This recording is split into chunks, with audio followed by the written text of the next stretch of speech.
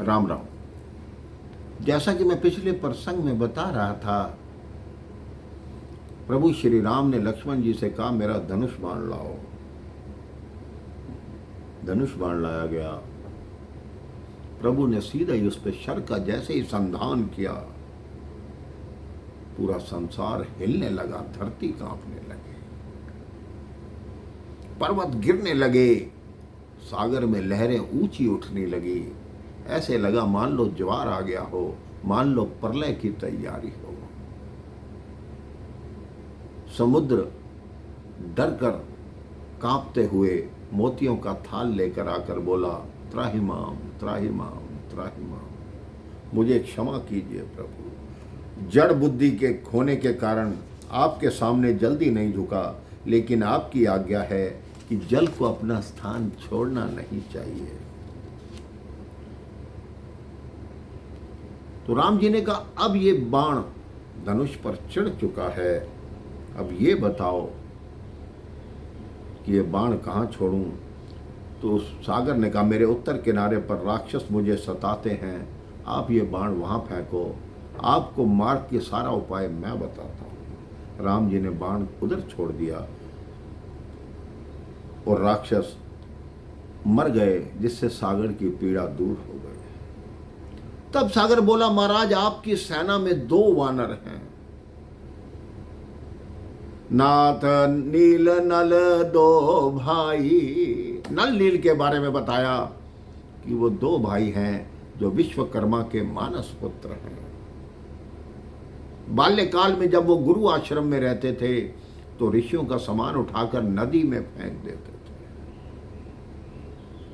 ऋषि उनसे इतने तंग हो गए कि ऋषियों ने जो उनको शाप दिया, आज वो आपके लिए वरदान बन जाएगा। ऋषियों ने उनसे कहा कि हम तुम्हें शाप देते हैं, तुम जल में कोई भी वस्तु फेंकोगे वो डूबेगी नहीं। और दोनों जो भाई हैं वो हर चीज को जानते हैं, हर चीज को बनाना जानते हैं, उनका मस्तिष्क इसी कार्य में चलता है, क्योंकि वो वास्तुकार हैं, अच्छी अच्छी चीजें वो बनाते हैं।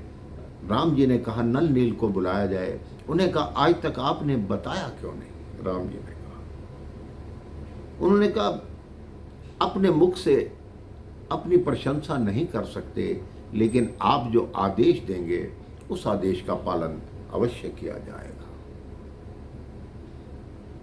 अब सागर ने कहा कि ये दोनों जो मेरे ऊपर सेतु बांधेंगे, मैं भी सेतु बांधने में इनकी सहायता करूंगा।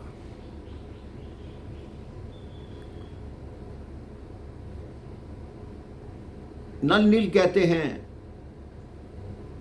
कि अच्छा प्रभु अब आदेश दीजिए।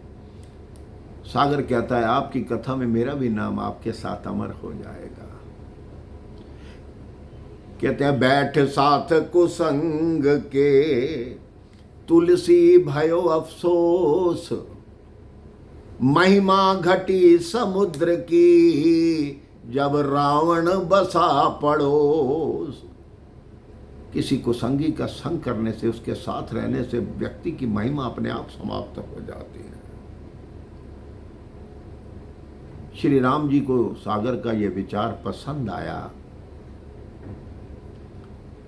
और राम जी ने नल नील को आज्ञा दी, वानरों को आज्ञा दी कि जाओ बड़े बड़े पत्थर पहाड़ ढूंढ कर लाओ। अब हर दिशा में वानर जाने लगे। एकादशी का दिन था जिस दिन यह कार्य आरंभ होना था।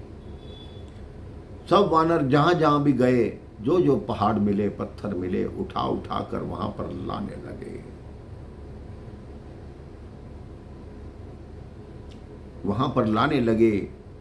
पुल का काम, सेतु का काम शुरू हो गया।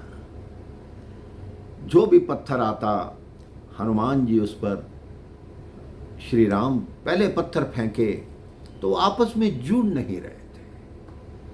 नल नील जो भी बहाते, वो कोई पत्थर इधर चला जाता, कोई इधर चला जाता, वो जुड़ नहीं रहे थे।